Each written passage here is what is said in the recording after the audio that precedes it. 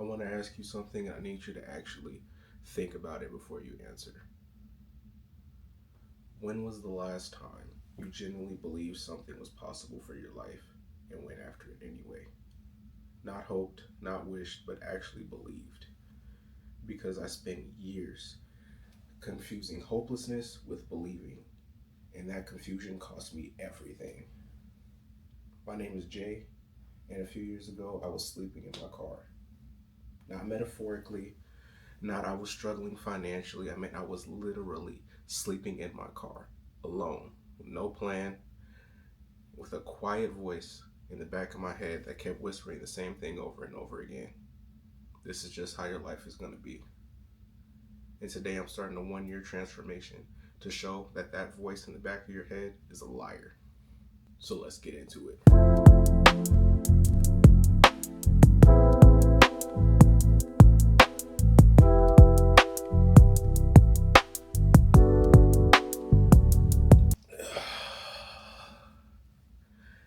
Before I tell you my story, I want to give you the framework of how this challenge is going to be for the year.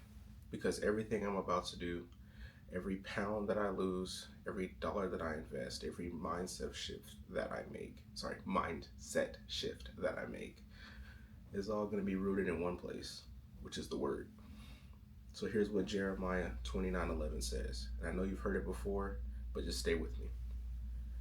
For I know the plans I have for you, declareth the Lord, plans to prosper you and not to harm you, plans to give you hope for the future. Now, most people read that verse like it's a greeting card. They put it on a coffee mug, they'll put it on their Instagram story. They don't take it seriously. They don't really think about what the true message is, right? But who is God talking to in that passage? He's talking to the people in captivity. He wasn't talking to the people who have it all figured out. He was talking to the people who have been dragged from their homes and lost everything. They're sitting in a foreign land wondering if God had forgotten about them entirely. And he said, right there in the middle of their mess, that I have a plan for you. That means this mess is not your ending. It's your middle. Your messy middle, if we will. I was bouncing between motels and my in-laws, sleeping in my car alone while making sure my family was taken care of. No stability, no roadmap. That was my captivity. But Jeremiah 29:11 doesn't stop there. Do you know what comes next a few verses later? In verse 13, you will seek me and find me when you seek me with all your heart. God didn't say he'd hand it to you while you were comfortable. He said you'd find it where you seek it with everything that you have. And that's what this year is about. Seeking. With everything I have on camera, so you can see that it's possible for you as well. Because I don't believe that I'm a lucky one-off person that, oh, this can only happen to a select few people. No, this challenge, this year is going to show you that if I can do it, so can you. So let's lock in. Now let's go ahead and get into who I am. I had my first child at 19 years old, and by the time I was 25, I had 5. Now I'm not going to stand here and act like that was the problem. My kids are not the problem. My kids are my why. They are the 5 loudest, most beautiful reasons I decided to change my whole life. But I would be lying to you if I said I had any idea what I was doing. I didn't have a financial plan. I didn't have a health plan. I didn't even have a sleep plan. Because when you got 5 kids and no stability, you don't sleep. You're just trying to survive. We're bouncing between motels and my in-laws' house, back and forth, never settled, never stable. That went on for at least 6-7 years. And I felt like a fraud every single day. Every single day that all this stuff was going on, I just felt lost, confused, in a constant state of survival, a constant state of, I have to figure out where this next meal is coming from. I have to figure out how we're paying this bill. I have to, you know what I mean? So it's a lot. And I say this to anyone who's listening that has children, plans on having children, anything of that nature. I understand that it is a lot. I understand that you feel that you're not able to shift or maneuver or navigate your own life. So how are you supposed to be this amazing example for your children to see when you yourself are lost and confused? There's a particular kind of shame that comes from that back and forth life. You're not homeless, but you're completely without options, and you have no foundation, and everyone around you knows it. Everyone. The people you work with, your family, the family you're staying with, that's saying, oh, it's all right, just get on your feet. They know you. They know who you actually are, okay? They're telling you that it's okay that you're kind of lost and confused, but in reality, they know. Most likely the person that they chose to be with was the wrong person. That's what they think in their head. They might not tell you, but that's what they believe. And then came the car situation. I made sure my family was not going to have to live with me in this situation. At this point in time, I lost my job, I lost my car, I had a rental vehicle that I was using because the car that I had blew 2 transmissions. Both of them had to get replaced, and now I just can't afford the car repairs or anything. So I voluntold the car, so which basically means they didn't come get it. I told them to come get my car. So yeah, and at that point I was living in a rental while my kids were in the in-laws house, because there was no way that I was going to allow my family to have to live in the car with me.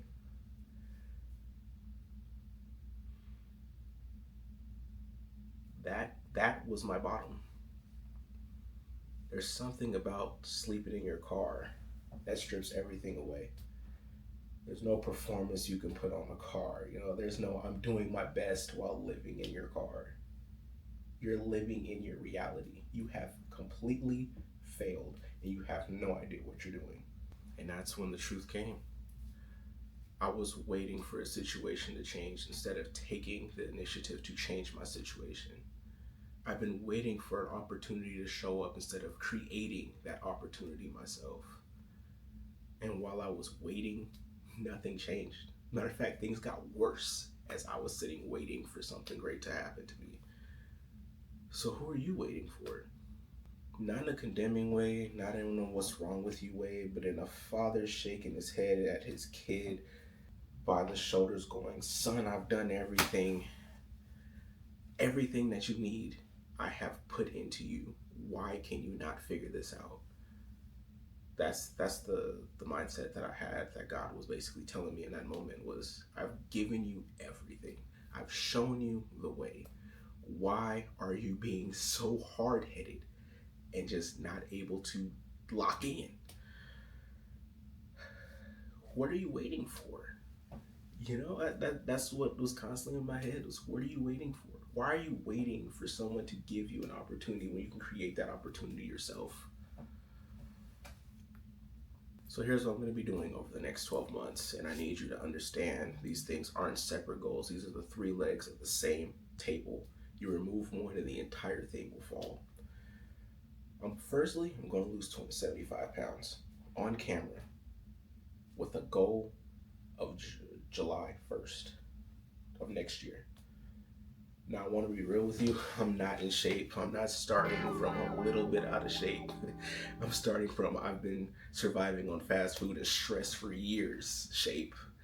I'm going to show you that, all of it, all of it. Because in 1 Corinthians 6:19, it says, do you not know that your body is the temple of the Holy Spirit? A temple is not just a spiritual concept. A temple is a place that is maintained. A temple is taken care of. A temple is respected. I have not been respecting my temple, and this year that changes. Second table leg. I'm going to start investing for myself for the first time in my life. And more importantly, I'm going to open a custodial account for each of my 5 children and invest $100 a month per child every single month for the next year. That's $500 a month into my children's futures. Now, somebody watching this right now is saying, Jay, I can barely pay my bills. How am I supposed to invest? And I hear you. Okay, I hear you when you say that. I see you. because that was me. But in Proverbs 13:22, it says, a good man leaves an inheritance for his children and his children's children. Not just his children, but his children's children. Generational, compounding, long-term wealth. My kids are not going to start from where I started. That cycle is going to end with me. And I'm going to show you every step of how I do this. What accounts I open, what I invest in, how I created the money. A lot of that stuff's going to be on my Instagram channel, which is the exact same name as this YouTube channel, where it'll give you more of a breakdown as to how I made the money to invest every single month, how I made the money to put into these debts to pay my debts off. I'm going to be showing you that in real time, exactly how I made that happen. Now, this is the one that most people skip, and this is the one that determines whether the actually two are actually going to happen or if they're just going to stay in your mind as words. Because here's the truth that nobody tells you about transformation. Your bank account and your body will only grow as much as you believe they are able to. If you still believe deep down that you are you don't get to win, you will self-sabotage yourself every single chance that you get. I know, because I did it over and over and over again. So throughout this year, I'm going to be talking about mindset, faith, what it actually means to walk in the expectation rather than just hope. How to identify the beliefs that are keeping you small, and how to replace them one thought at a time with what God says about you, what books say about you, what you should believe about yourself. Because Luke 1:37 says some things are possible with God, right? It doesn't say that. It says nothing will be impossible with God. Nothing. That includes your health, that includes your finances, that includes your family, and that includes you. I want to tell you why I'm doing this publicly. Because it would be too easy to do this quietly, and it'd be way too easy for me to give up and nobody knows what happened, right? To lose the weight in privately and then show up a year from now looking like a different person saying, hey, look what I did, it'll give you a million chances to have a million different excuses as to how I did it.